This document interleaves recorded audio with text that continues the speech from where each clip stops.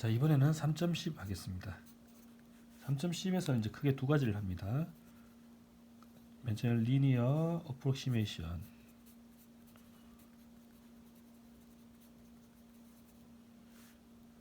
그리고 그 다음 디퍼레이션이라는 걸 합니다.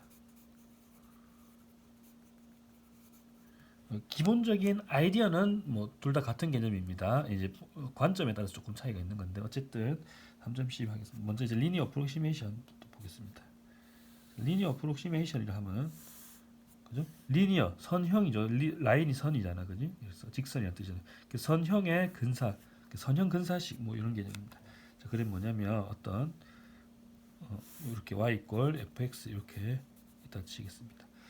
그러면 어떤 a라는 점에서 그죠? 접선을 우리가 그려볼 수가 있죠, 그죠? 접선을 접선을 한번 그려보겠습니다. 접선을 그렸습니다, 그죠?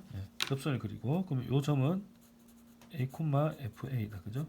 그러면 요 접선의 방정식은 우리가 어떻게 쓰죠? 기울기가 f 프라임 a고 a, fa를 지나니까 x 빼기 a에 더하기 fa 이렇게 되죠, 그죠? 이렇게 할 수 있습니다. 이렇게 해놓고 보면 우리는 요거를 간단하게 lx라고 쓰겠습니다. lx를 쓰고요. 이랬을 때 보면 우리는 당연히 요 fx하고 lx하고 근사하죠. 당연히 x 값이 여기 있는 x에 대해서는 오차가 이만큼 벌어지지만 요 a 근처에서는 오차가 굉장히 작잖아요, 그죠? 요 x가 여기 있을 때는 굉장히 작죠.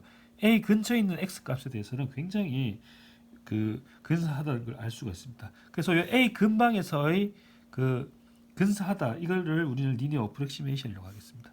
다시 와서 f 프라임 a 그죠? 요거를 우리는 리니어 어프로시메이션이라고 합니다. 그 선형 근사식인 거죠.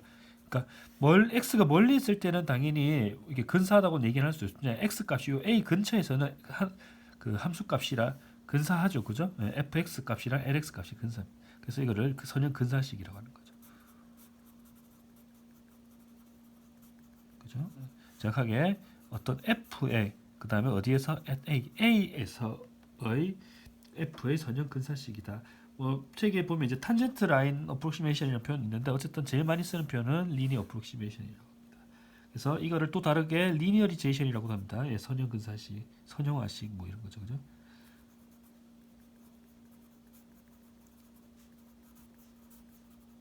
어쨌든 A에서의 한 F의 선형 근사식 뭐 이런 건데 그래서 근사값 구할 때 우리 A 근처에서의 함수값은 요 접선에다가 그냥 바로 대입을 하면 된다 이런 뜻이죠.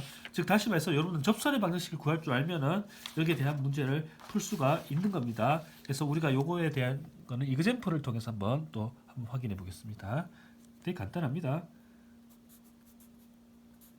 자, 예를 들어서 fx가 이렇게 주어져 있죠. 루트 x 더하기 3 그리고 친절하게 n 1로 줬네요, 그죠?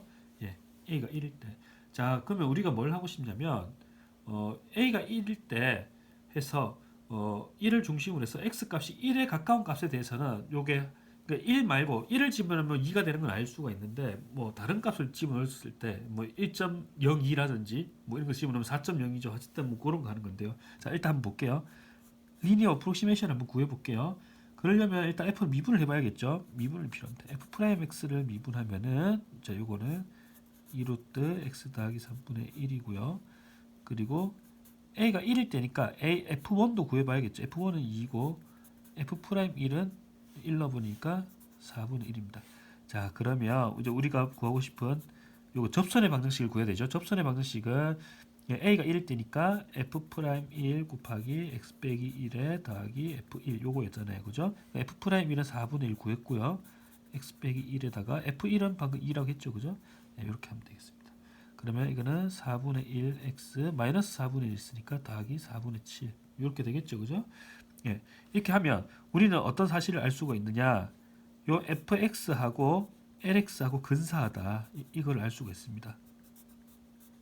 즉 루트 x 더하기 3이랑 4분의 1 x 더하기 4분의 7이랑 근사하다는 거죠. 항상 근사한 건 아니고 정확하게는 요 x가 요 1 근처 요 1이죠, 그죠? a가 1이죠. 그 1 근처에서 이거는 근사하다라는 표현을 쓸 수가 있는 거죠. 그래서 예로 보면 첫 번째 이그젠플을 보면은 루트 3.98을 구하고 싶다. 요거 그러면 요거는 다시 쓰면은 요걸 보고 써야 됩니다. 여기 보면 더하기 3대 있잖아요. 그죠? 그럼 요 x 자리에 뭘 넣어야 돼?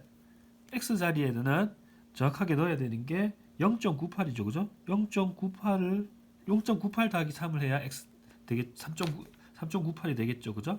요 폼을 그대로 가져오기 위해서 그럼 x가 0.98이라는 뜻입니다. 즉 다시 말해서 f 0.98이죠. 그죠?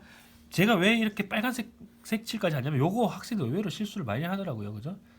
그래서 그러면 위에서 보면 0.98은 1의 근처에 있는 숫자라고 생각할 수가 있죠. 0.02 차이니까. 물론 요거는 사람들마다 나는 이걸 근사값으로 보기 싫은데 보기 싫으면 이거 안 쓰면 그만인 겁니다. 나는 요 정도는 근사값으로 치고 이걸 쓰겠다. 난 요 정도로도 충분하다 하는 사람만 쓰는 거죠. 그죠?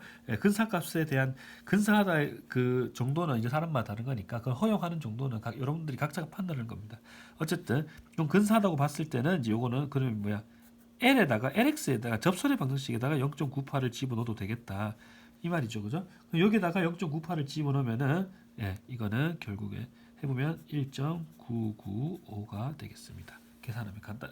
그렇죠? 그래서 다시 말해서 루트 3.98에 우리가 근사값을 대충 구해봐라 하면 루트 4가 2니까 이거는 2보다 조금 작겠네. 그럼 1.999요. 뭐 이렇게 얘기할 수도 있겠죠. 근데 1.999는 틀린 거죠. 1.995가 더 정확한 표현입니다.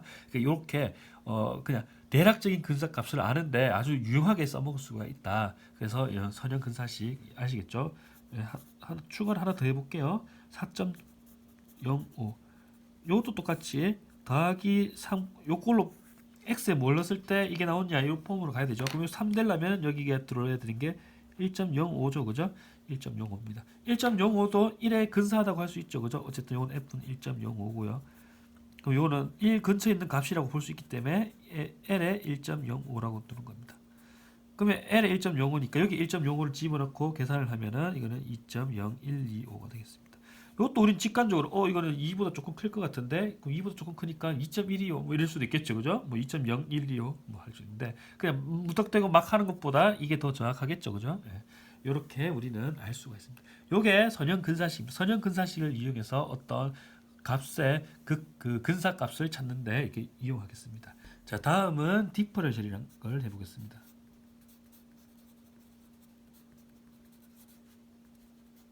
자, 디퍼런셜인데 요게 이제 뭐 우리식으로 표현하면 요거 뭐 미분자 뭐 이렇게도 해석하는데요. 예.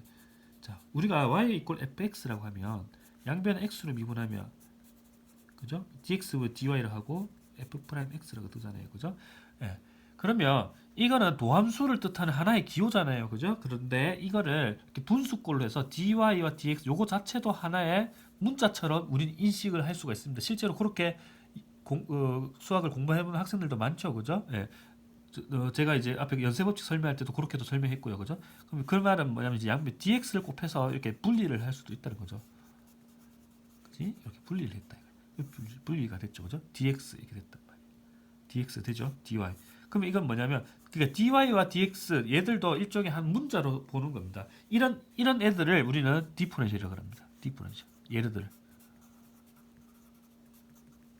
얘들을 다 디퍼런셜이라고 하는 거죠. 이런 애들을. 그래서 디퍼런셜은 dx는 이제 이렇게 의미를 하면 되죠. 델타 x는 어떤 x의 변화량이죠. 그죠? 변화량. 그렇다면 dx는 순간적인 변화량이고요. 순간적으로 x의 변화량과 순간적인 y의 변화량 사이의 관계식인 거죠. 그렇게 이해를 하면 되겠습니다. 네, 어쨌든 그래서 이걸 그림으로 한번 보면은 이렇게 있을 때 이렇게 y 이퀄 fx가 있다 치겠습니다. 그러면 어떤 x란 값을 이렇게 있고요.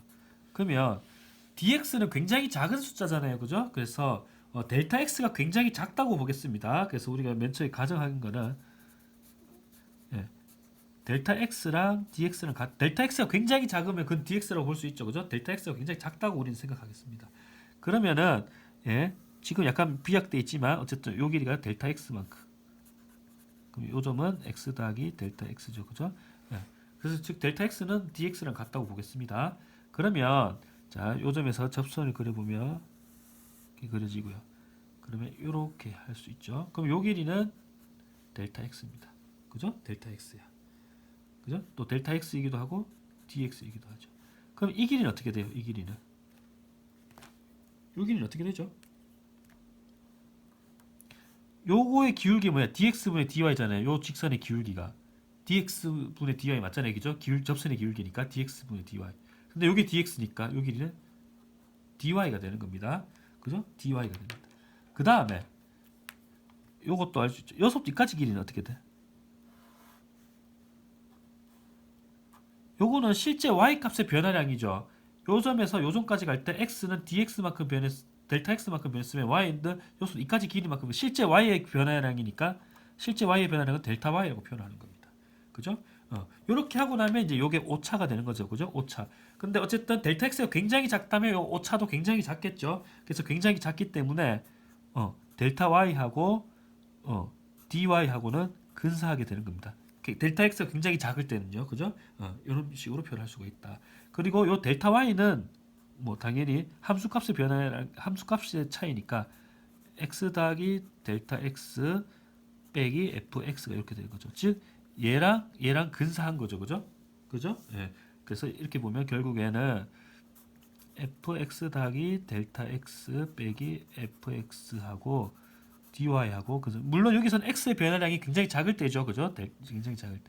즉, 요 말을 다시 쓰면 fx 더하기 델타 x는 또 다르게 표현하면 뭐냐면 fx에다가 dy를 더해도 좋다 이거죠. 자, 지금 여기서 하고 싶은 게 뭐냐면 이 y의 실제 변화량을 구할 때 그러면 f에다가 fx 더하기 델타 x도 구해야 되고 fx도 구해야 되고 빼야 된단 말이야. 델타 y를 구하고 싶을 때. 그런데 귀찮잖아요. 좀 복잡할 수도 있습니다. 계산이. 왜냐면 f가 굉장히 복잡한 함수라면. 그러면 y의 변화량, 델타 y의 변화량을 알고 싶을 때 어떻게 해야 되냐? 근사하니까 dy를 구하는 게 낫죠. dy는 어떻게 구하기 쉽죠. 왜냐면 미분해서 대입하면 바로 나오니까요. 그죠? 이제 요거는 이제 예로 설명해 줄 거예요. 그래서 다시 말해서 여기 이꼴해야지. 근사하다. 그래서 또 이제 그러면 x 더하기 델타 x의 요 값에 대한 근사값을 알고 싶으면 fx에다가 y의 근사 변화량이죠. 요거는 실제 변화량, 요건 근사 변화량을 더해버리면 되는 겁니다. 이해됐죠, 그죠? 더해버리는 게 차라리 계산이 더 쉬워질 수 있다, 요런 겁니다. 자, 여기에 대해서는 이그젠플을 다시 보면서 우리가 한번 보겠습니다. 이그젠플 3번입니다. 자, y가 fx 이렇게 주어져 있죠. 자, 3차식 요는 그죠? 다항식이죠. 3차식입니다. 3차식인데요. 자, 첫 번째 문제가 뭐냐면 만약에 x가 2에서 2.0으로 변했단 말이야. 이랬을 때 그 y 값은 얼마만큼 변했는지를 묻는 거죠. y 값이 얼마만큼 변했느냐 이거 묻는 건데 일단 이렇게 하면 델타 x는 일단 0.05가 되죠. 그죠? 0.05입니다. 왜냐면 여기서 요걸 뺀 거죠. 그죠? 0. 자, 그러면 실제 변화량 한번 구해볼게요. 실제 변화량 y가 얼마만큼 변해? 그럼 실제 변화량을 구해야 되죠. 그래서 f에다가 2.05를 넣고 f에다 2를 넣어가지고 빼는 거죠, 그죠? 그러면 생각해 보세요. 2.05의 3승 제곱 요걸 다 계산해야 돼. 물론 3승 정도는 우리가 손으로 계산할 수 있습니다. 여러분들한테 10분 주면 풀 수 있죠, 그죠? 풀 수 있는데 어쨌든 이 풀어봤다 칩시다. 풀어보니까 0.71765가 나옵니다. 네. 짜증나죠, 그죠? 해보니까 요게 뭐가 나왔냐면 9.717625 뭐 이렇게 나오고 요거는 9가 나오네요. 어쨌든 이렇게 나온단 말이야. 귀찮죠, 그죠? 어쨌든 구할 수는 있습니다. 근데 이제 요게 뭐 지수함수나 뭐 로그함수나 이래 되면은 2.05 넣은 값이 우리가 쉽게 구할 수 있는 경우가 잘 없겠죠, 그죠? 예, 그래서 어쨌든 어렵죠. 근데 그러면 dy 요거는 y의 실제 변화량이고 그러면 근사 변화량 dy를 한번 구해볼게요. dy는 뭐야? f'x dx잖아요. 그죠? 그 f'x는 뭐예요? f'x는 요거 미분하면 되죠. 그죠? 3x 제곱 더하기 2x 빼기 2 곱하기 dx 요거죠. 그죠? 그러면 자, 뭐야? x가 2일 때 값을 집어넣는 거죠. x가 2일 때. 요 2를 집어넣으면 어떻게 되냐면 3 곱하기 4 그 다음에 4 빼기 2 그 dx는 델타 x랑 같다고 했죠. 그죠? 곱하기 0.05 요게 되는 거죠. 그럼 요거는 14죠, 그죠? 14 곱하기 0.05야. 그러면 이거는 4, 5, 20에 이 뭐지? 이거 어떻게 되지? 계산하면은 요 0.7 나오죠, 그죠? 0.7 나옵니다. 할 줄 알겠죠, 그죠? 간단하죠, 그죠? 그럼 요거 한번 비교해 보세요. 많이 차이 안 나요? 많이 차이 안 나죠, 그죠? 그죠? 많이 차이 안 납니다. 한 100분의 2도 차이 안 나죠, 그죠? 그러니까 굉장히 적게. 그래서 y의 실제 변화량을 계산할 때 근사 변화량을 알 수가 있다. 얼마인지 아시겠죠? 그럼 이걸 이용하면 우리가 이런 것도 알 수가 있죠. 그럼 f에다가 2.05를 알고 싶다 이거야. 2.05. 여기서 2.05를 구하고 싶으면 이걸 놓고 1을 어떻게 구해? 그러면 이걸 어떻게 하면 돼? 이거 근사값은 구할 수 있는 거야. f2를 구해가지고 더하기 이거 뭐야? dy를 더하는 게 차라리 y의 근사 변화량을 더하면은 근사값을 알죠. f2는 구하기 쉽잖아요. 지분하면 9 나온단 말이야. 9 더하기 0.7에서 9.7 이렇게 9.7 구할 수 있다. 그래서 근사 변화량을 구할 수 있, 근사값은 구할 수 있는 거죠. 근사값. f2.5 아까 실제 계산하면 9.7176225 뭐 이렇게 나오는데 뭐별 차이 안 나잖아요, 그죠? 0.2 그죠? 0.02도 차이 안 난다고. 100분의 2만 50분의 1도 차이 안 난다고. 그래서 이렇게 하는 게 편하다. 똑같은 방법으로 B 문제에서 보면 똑같은 방법도 해볼까요? x가 이번에 2에서 2.01 더 적게 변했죠, 그죠? 더 적게 변했을 때, 그럼 이렇게 했을 때는 델타 x는 뭐가 돼요? 0.01이 되죠. 이렇게 해가지고 그러면 우리가 dy 한번 구해볼까요? dy. 참고로 델타 y를 구해보면은 0.140701 나옵니다. 실제로 해보면은. 예. 그러면 dy도 한번 구해볼까요? dy는 어떻게 구하면 돼? 요 미분했는 데다 지분하면 된다고. 그 미분했는 거 아까 지분했을 때 14였고 14 곱하기 0.0501이죠, 그죠? 그러면 이건 0.14가 된다고. 이거 비교해보면 어떻게 돼요? 굉장히 적게 차이 나죠, 그죠? 예, 만분의 1 차이, 천분의 1밖에 천분의 1도 차이 안 나죠. 예. 그래서 이 델타 x 굉장히 작으면 작을수록 진짜 근사값이 나온다는 거죠. 그래가지고 이 말은 다시 말해서 f의 2.01을 계산하여라 이거를 해도 똑같은 방법이죠. f2에다가 요 dy를 더해도 되죠. f2가 9였거든. 9 더하기 0.14 이렇게 해도 되죠. 그럼 9.14 이렇게 나옵니다. 이런 식으로도 우리는 구할 수 있다. 즉 근사값을 구할 수가 있다. 그래서 우리가 요 앞에 봤던 이그젬플 했었죠, 그죠? 그 앞에 봤던 이그젬플을 여러분들이 그 이그젬플 1번 했었는데 그걸 요 디퍼런셜 개념으로도 한번 접근해 보는 것도 여러분들이 공부하는 데 도움이 될 겁니다. 근데 어쨌든 이 모든 게 기본적으로 그거죠. 그 아이디어는 다 똑같습니다. 왜냐면 요 보면 알겠지만 요 이렇게 있는데 요 f2 요 델타 y가 뭐야? 델타 y가 f 프라임 x dx였잖아요, 그죠? 그죠? 그럼 요 dx가 x의 변화니까 x 빼기 a가 해당하는 거고, 요거는 뭐야? a에서 변화율에 해당하는 거고, f2가 뭐야? f2잖아요, 그죠? 그러니까 이게 뭐야? 접선의 방정식이랑 똑같아요, 이게 지금 모양을 보면. 그래서 f2 오고, 델타 dy가 f 프라임 x dx니까 dx는 x의 변화니까 x 빼기 a, 그죠? 또 이게 기울기니까 f 프라임 a 똑같잖아요, 그죠? 그래서 똑같은 개념입니다. 그래서 여러분들이 착각하지 마시고 그냥 하시면 다 할 수가 있습니다. 그래서 이걸 이용해서 또 다음 문제 한번 보겠습니다. 그래서 이번에는 이그젬플 4번 볼 건데요. 이번에는 또 9가 있습니다. 9가 있는데요.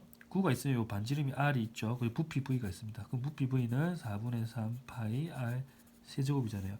그리고 이때 반지름이 21이란 말이야. 초기에 이랬을 때 만약에 요 반지름의 오차가 dr 또는 델타 dr 델타 r이 0.05란 말이야.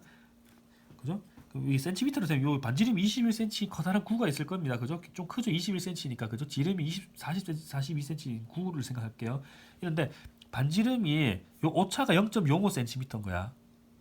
그죠? 0.5mm밖에 0.5mm야. 즉 다시 말해서 그 뭐고 우리 샤프 그죠? 샤프심 하나 두께만큼의 오차가 있다고 생각합시다.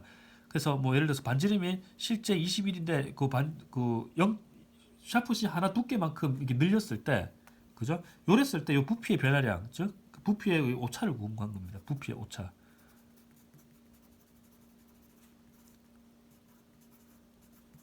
부피의 오차가 궁금한 거예요. 생각해 보세요. 우리가 21cm 지름 그 반지름의 구가 있을 때 요게 요 반지름이 그 두께가 약간 샤프심 하나만큼 두께 하나만큼은 착착 증가했을 때 요 부피가 얼마만큼 증가할까 궁금하잖아요, 그죠? 그걸 보자는 거야. 그러면 부피의 변화율의 근사 변화율 dv잖아요, 그죠? 그럼 요거는 v를 미분해 가지고 3파이 r 제곱 곱하기 그죠? dr이잖아요, 그죠? 이렇게 놓고 생각하죠. 그러면 r이 21이잖아. 그리고 dr은 0.5고 찜을 하면 되겠죠, 그죠? 3파이 곱하기 21제곱 곱하기 0.05 계산하면 됩니다. 이거 계산해보면 88.2파이 되는 거죠. 오차가 이만큼 생긴 거야. 88.2파이. 굉장히 크죠? 그 42cm짜리 구에다가 껍데기에 두께를 0.5mm만큼 뭔가를 덮으려면 그 양이 이만큼 필요하단 거야. 신기하죠, 그죠? 예. 88.28면 어느 정도 될까? 파이가 3.14니까 요거 거의 뭐그 270, 300 좀 안 되죠, 그죠? 300 좀 안 되니까 이 정도면은 부피가 어느 정도 되는 거야? 엄청 크죠, 그죠? 예. 생각보다 부피가 큽니다.